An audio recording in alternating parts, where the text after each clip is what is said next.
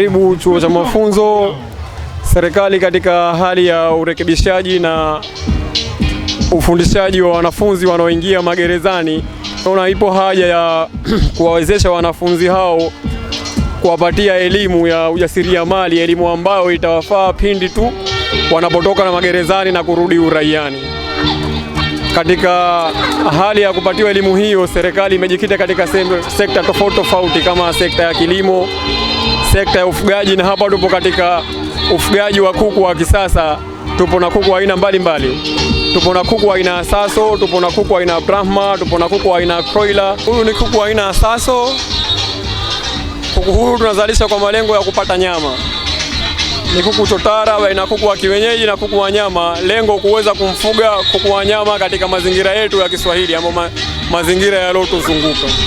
Ana uzito wa kilo 8 na kuendelea. Kuna kuku wa machotara aina ya Broiler, ni kuku ambao kwamba kachanganya jamii tatu. Kuna kuku wa kienyeji, kuku wa nyama na kuku wa mayai.